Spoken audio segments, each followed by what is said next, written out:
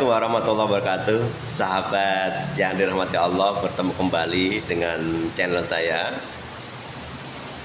Hari ini kita mendengar bahwa demonstrasi yang terjadi kemarin di sekitaran Jakarta, gedung DPR MPR, telah berakhir dengan kericuhan dan ada korban luka serta korban nyawa.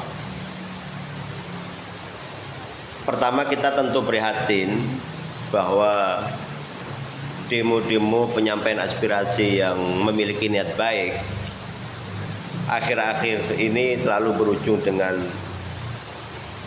kerusuhan, bakar-bakaran yang sifatnya mengganggu ketertiban umum.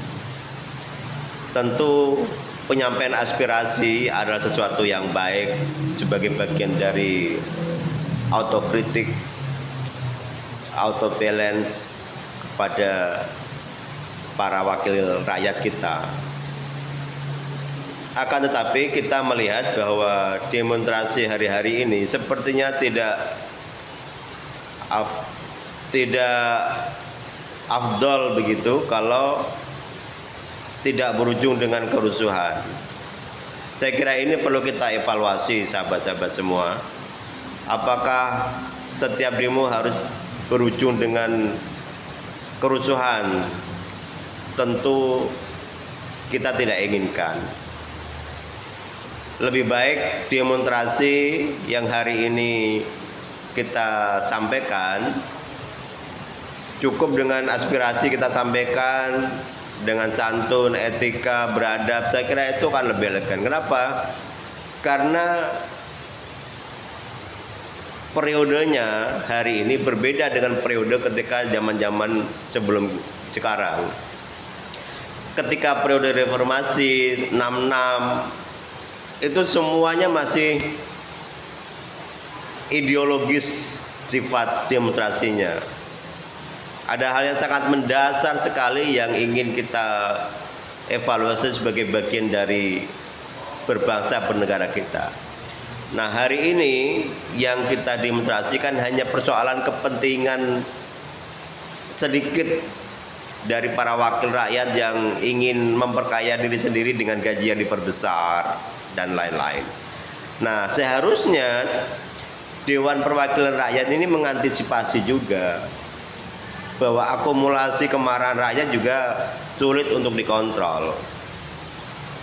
Nah, sumber persoalan muncul dari mereka karena adanya gaji fantastis, fasilitas fantastis, adanya berbagai kenaikan pajak yang tinggi, sementara rakyat masih dalam susah. Ini kan ironi. Di lain sisi, uang korupsi yang mestinya bisa dioptimalkan untuk pendapatan negara malah cenderung abai, tidak dikejar. Yang ada malah dikasih abolisi, amnesti. Ini kan ironi. Abolisi, amnesti itu akan cocok dipakai sebagai bagian dari rekonsiliasi nasional kepada siapa? Tokoh-tokoh politik yang berbeda pendapat di penjara.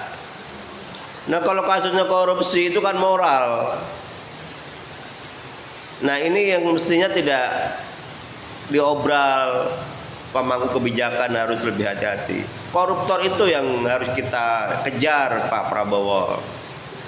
Bukan menaikkan fasilitas gaji dewan, menteri, dan lain-lain. Menteri sudah punya jabatan dan fasilitasnya, wakil menteri pun sama. Ngapain juga dikasih komisaris? Sementara semua juga tahu komisaris BUMN itu fasilitasnya juga mendekati M. Gitu. Tiap bulannya loh ya. Kok ngomong masih kurang karena nggak ada gaji dan seterusnya. Rakyat yang di bawah itu masih jutaan yang susah makan. kalian naikin pajaknya yang mendasar sekali, PBB dinaikin, nanti naik tol, bayar tolnya ada pajaknya, beli micin ada pajaknya, beli bensin ada pajaknya. Kok nggak enak amat kita ya? Digaji dapat honor 2.500 ada pajaknya. Sementara yang ratusan juta tadi kayak anggota dewan pajaknya ditanggung negara, kok enak? Jadi teman-teman yang demonstrasi oke, kita setuju karena saya juga bagian dari salah satu orang yang suka demo periode-periode zaman dahulu. Tapi anarkisme kita itu kita hindari, apalagi sampai aduh susah anak bangsa ya Allah gitu. Kasihan, kalian juga kalau jadi korban kasihan. Yang kasihan bukan hanya kalian, saudara-saudaramu, teman-temanmu, semuanya kasihan kena imbas. Jadi demonstrasi yang elegan, pejabat yang mendengar itu penting. Saya kira seperti ini pagi-pagi celoteh saya, jangan sampai ada anarkisme kembali. Capek bangsa ini, biarkan membangun. Pak Prabowo kita kasih kesempatan karena memang mandatnya, amanatnya begitu.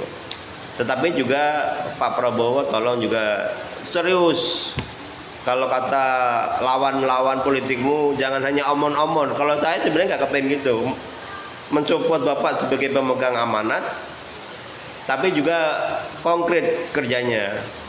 Tangkap koruptor, sita hartanya, waduh itu tambang hasilnya buat peruntukan sebesar-besarnya, kemanfaatannya buat rakyat, waduh Masya Allah itu kan enak. Jadi BPJS orang sakit gampang, ini orang bayar BPJS harus satu keluarga, kalau dia mandiri tiap bulan harus bayar 700.000, 1 juta, gajinya berapa, 4 juta, 5 juta, ya nggak bakalan kekejar atau Pak Prabowo gitu. Demikian, Assalamualaikum warahmatullahi wabarakatuh.